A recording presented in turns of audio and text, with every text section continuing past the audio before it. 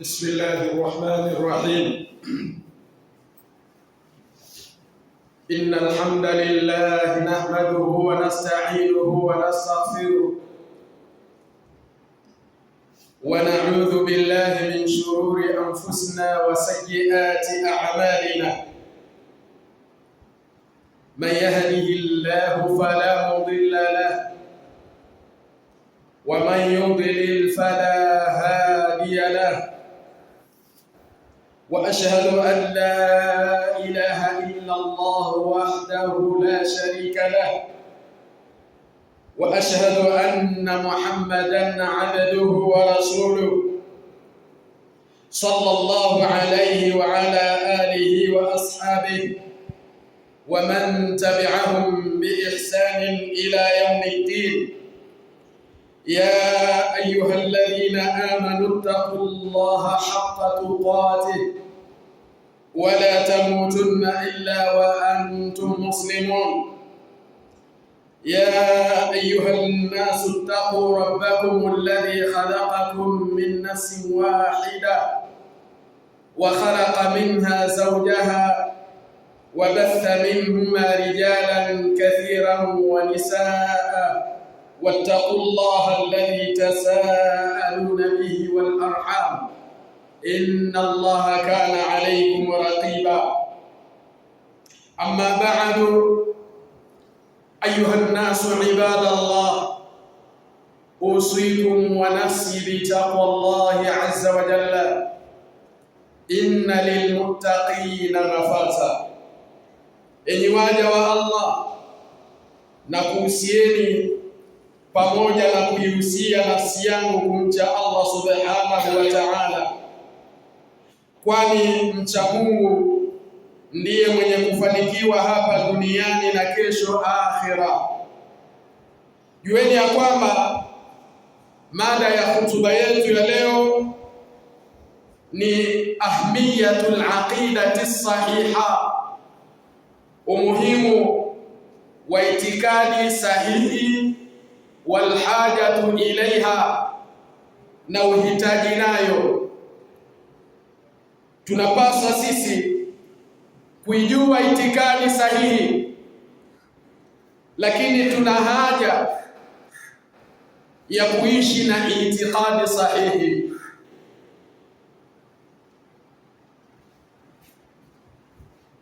Ndugu zangu, aqida sahihi ndio msingi mkuu ambao juu yake umejengwa Uislamu mzima. Hakuna amali yoyote, iwe ndogo au kubwa, inayoweza kukubaliwa mbele ya Allah bila ya kuwepo kwa itikadi iliyokuwa safi na iliyotakata kutokana na ushirikina na uzushi. Aqida ni kama mzizi wa mti. Mti hauwezi kusimama wala kutoa matunda ikiwa mzizi wake umekufa au umeoza. Miongoni mwa ishara za maeneo ambayo itikadi sahihi inadhihirika katika maisha ya Uislamu, kwanza, itikadi sahihi ndio msingi wa kukubaliwa kwa amali. Allah subhanahu wa ta'ala amelieleza hilo kwa uwazi kabisa katika Qur'ani pale aliposema, man amila salihan min dhakarin au untha wa huwa mu'minun falanuhiyannahu hayatan tayyiba.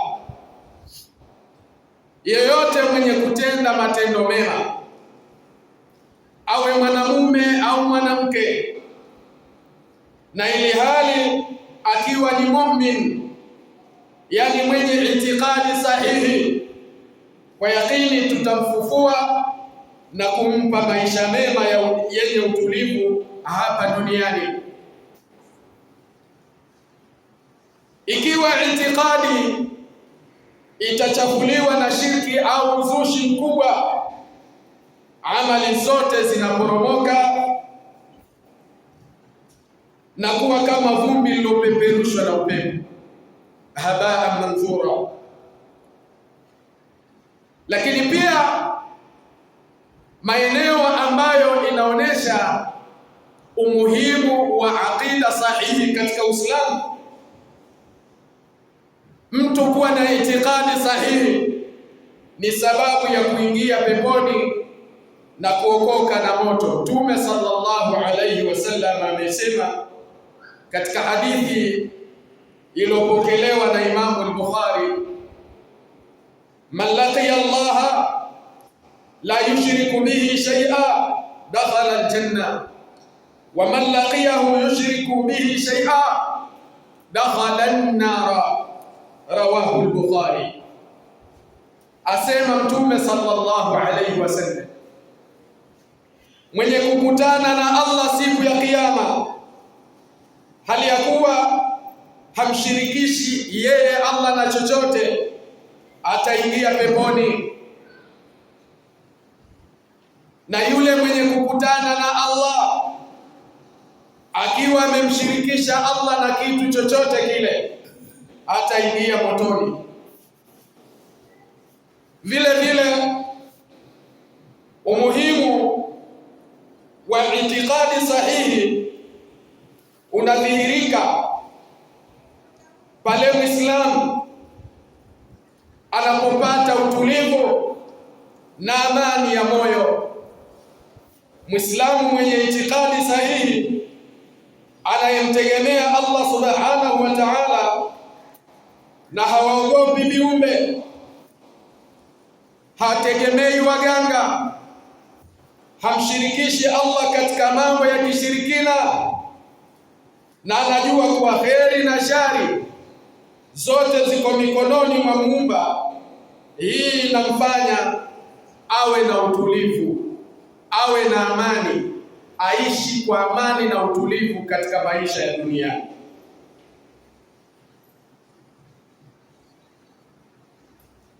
Enyi ndugu zangu, twaweza kuona ni kwa namna gani itikadi sahihi inavyokuwa na athari katika maisha ya Muislamu hapa duniani, lakini pia atakapopata amani na furaha ya kweli huko akhera. Tunamwomba Allah subhanahu wa ta'ala atuwafikishe kuweza kuifahamu itikadi sahihi na kuweza kuishi kwa mujibu wa itikadi sahihi, ili tuweze kupata amani na furaha, bali na utulivu wa nafsi katika maisha ya hapa duniani na furaha ya kweli katika maisha ya akhira. Aqulu qawli hadha wa astaghfirullaha li wa lakum wa lisairil muslimina wal muslimat fastaghfiruhu innahu huwal ghafurur rahim wa huwal barrul karim.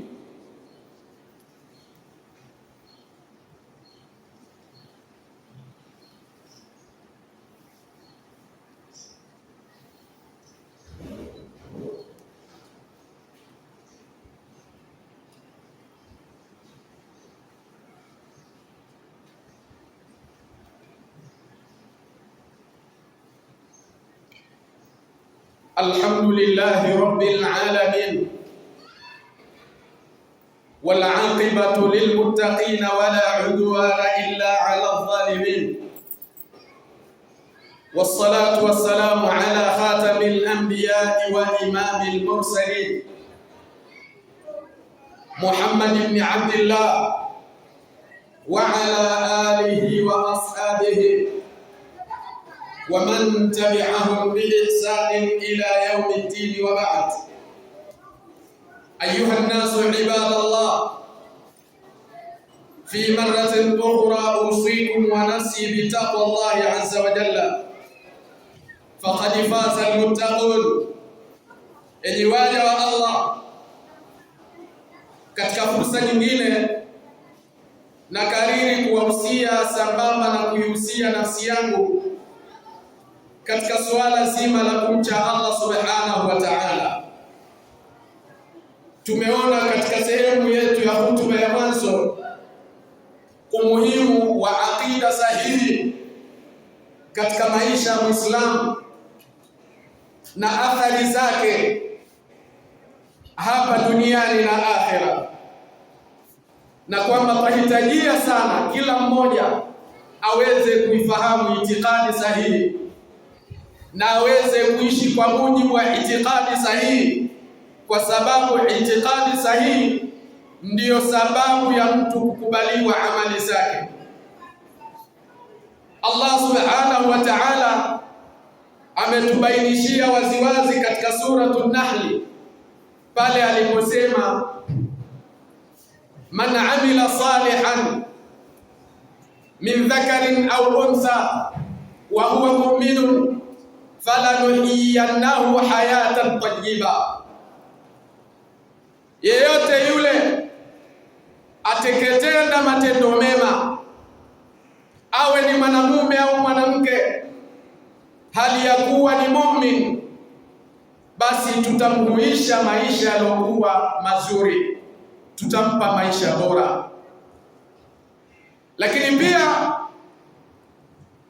Mtume sallallahu alayhi wasallam katika hadithi ambayo ameipokea Imamu al-Bukhari aliyesema, man laqiya Allah wa huwa mu'minun la yushriku bihi shay'a, man laqiya Allah wa huwa mu'minun la yushriku bihi shay'an, yeyote yule atakayekutana na Allah hali ya kuwa ni mu'min, ana itikadi sahihi na hakumshirikisha Allah subhanahu wa ta'ala na chochote, dakhala aljanna, ataingia peponi. Wa man laqiyahu wa huwa yushriku bihi shay'a, na yule ambaye atakutana na Allah ili hali amemshirikisha Allah na chochote kile, dakhala an-nar, ataingia motoni. Haya ni maeneo ambayo tunaona namna gani itikadi sahihi inavyoweza kuleta athari njema katika maisha ya Muislamu, lakini pia Muislamu atapata utulivu wa nafsi, atapata furaha ya milele fi dunia wal akhirah. Katika sehemu ya pili ya hutuba tutagusa kidogo madhara na athari ya itikadi mbovu kama ile itikadi ya ar-Rafidha ash-Shia, Shia Ithna Ashariya, ambao kila mwaka inapofika tarehe 10 Muharram wao wana tukio maalum la kudhihirisha huzuni yao ya kumlilia Hussein ibn Ali ibn Abi Talib radiyallahu anhuma. Taban Hussein ibn Ali radiyallahu anhuma alikufa shahidi kule Karbala siku ya mwezi 10 Muharram, lakini hakuna mafundisho yoyote katika Uislamu, la min kitabillah wala min as-sunnati al-mutahhara, si kutoka katika kitabu cha Allah yani Qur'ani, wala kutoka katika sunna ya Mtume sallallahu alaihi wasallam iliyotaharika, iliyotakasika, wala kutokana na maelekezo ya Hussein ibn Ali kwamba baada ya tukio la kifo chake kufa shahidi kule Karbala, basi watu katika kudhihirisha huzuni yao wajikatekate kwa mapanga